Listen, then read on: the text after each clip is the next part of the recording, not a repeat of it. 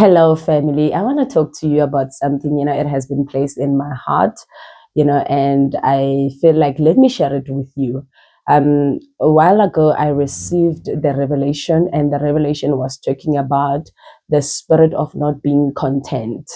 And when I got this revelation, and I thought maybe God, you are speaking to me about this because I am also one of those people that I am never content. And God was saying that it's a spirit, and this spirit, how it works is that you find sometimes we especially women, wives, uh ladies, we take it like it's normal. Like sometimes when you find in your house, every year you're moving furnitures, you change furnitures, you buy new clothes unnecessary, you buy things that are unnecessary. But even in that, you're still not content. You still feel like you need to do more and more and more and more. And God was telling me that that is a spirit, that is a devouring spirit, that it's a spirit that makes you not to be content. And what it does, when it makes you in the physical, in your heart, not to be content, even in the spiritual realm, in the spiritual realm, let me put it that way, it also makes you not to be content. It makes you to take this and that and that. Hence, that's why we find people moving from churches to churches, moving from one pastor to another pastor, because spiritually they are not content. Spiritually, they are destabilized by this spirit. So God was speaking to me and saying, you know what, it's a demon. It's a spirit that usually it finds a way of settling in us, and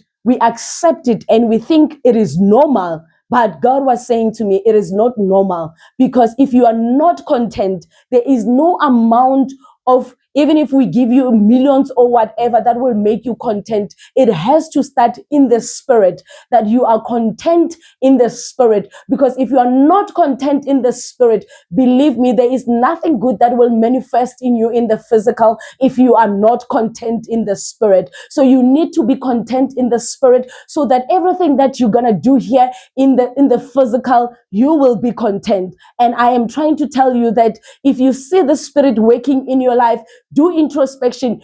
Ask yourself if you are content. Ask yourself, when you start seeing yourself buying furnitures every year, giving out and doing that, ask yourself, am I content? And check that after doing that, are you really content? Then some you find they are not content. Tomorrow they move that furniture, tomorrow they change direction. And God was saying, you need to rebuke this spirit, because this spirit, it causes delay, it causes a lot of things, lot of delays, and it eats up your progress. Instead of you focusing on other things, focusing on growing yourself, focusing on a lot of things, you focus on this thing, and it will make sure that you always stay on one thing, always sees a problem when there is no problem, always sees there is something to fix, even if when there is nothing to fix. And I pray that today you better begin to do introspection and check yourself if spiritually you are content. Because if you are not content spiritually, you will never be content even in the physical. You will never be content in anything that you touch or anything that you do. And I pray today and I rebuke that demon of you not being contented, of you not being content, and I speak that you be content in the spirit, be content, so that when you move, everything that you do, it must be done with contentment. No matter you are poor or you are rich, but you have to be content. It doesn't matter whether you have or you don't have, but you need to be content. And when you are like that, trust you and me, even your things will move in God's direction, because you are content.